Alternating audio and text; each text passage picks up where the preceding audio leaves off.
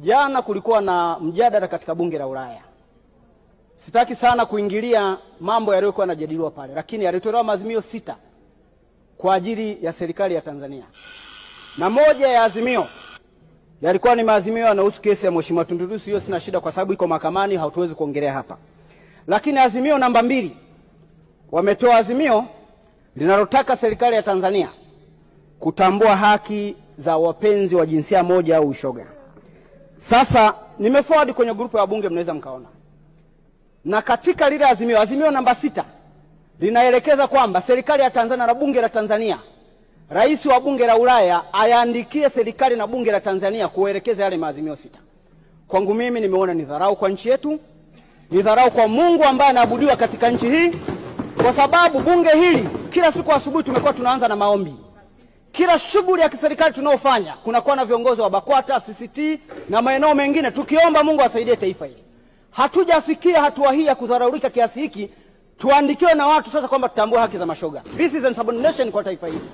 Kwa hiyo tunaomba kupitia kiti chako sauti yetu isikike kwa niaba ya Watanzania tunaowakilisha ndani ya bunge hili.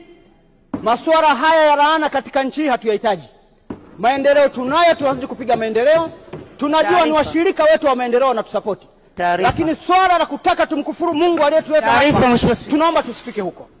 Kwa hiyo Mheshimiwa Spika na Naibu Spika, ni kuombe serikali yetu kupitia Wizara ya Mambo ya Ndani iko hapa, Wizara ya Mambo ya Nje iko hapa, tupeleke message clear. Sisi ndio tunaowakilisha wa Tanzania. Ulinzi wa watoto wetu wa kiume na watoto wetu wa kike taarifa Mheshimiwa Naibu Spika, ustawi wao. Taarifa Mheshimiwa Naibu Spika, maji kama hawa watu hawatakuja kulindwa katika maadili ya baadaye na taifa hili likastawi sana Mungu ambao amekuwa anayotunza. Tumeona rais wa Marekani amekataa upuuzi huu. Tumeona viongozi wengine wamekataa upuuzi huu. Sasa kama ni uchu wa madaraka, kuna watu wanatafuta madaraka kupitia vyama vya siasa, watafute madaraka kwa siasa safi na siasa ya haki ya nchi hii, lakini sio wakatuunganishe na mambo ya laana yanayotoka huko. Hata kwao Mheshimiwa Spika, Mheshimiwa Naibu Spika, baadhi ya nchi leo wamefanya uchaguzi.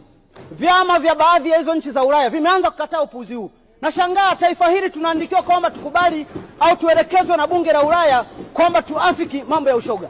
Kwa hiyo nilikuwa naomba wabunge wenzangu tupaze sauti na tupige kelele. Kitu hiki hakikubaliki katika nchi hii, hakikubaliki katika ardhi ya Tanzania na hata mbinguni ambapo tulikuwa tunaomba. Ili naomba niweke clear kabisa, tuwe wakali, walete masharti, walete chochote, tushirikiane kwenye maendeleo, lakini swala hili la kutudharau mpaka kufikia hatua hii, Mheshimiwa Spika, naomba likataliwe na kila Mtanzania na likataliwe na kila mbunge na kila kiongozi aliyepo.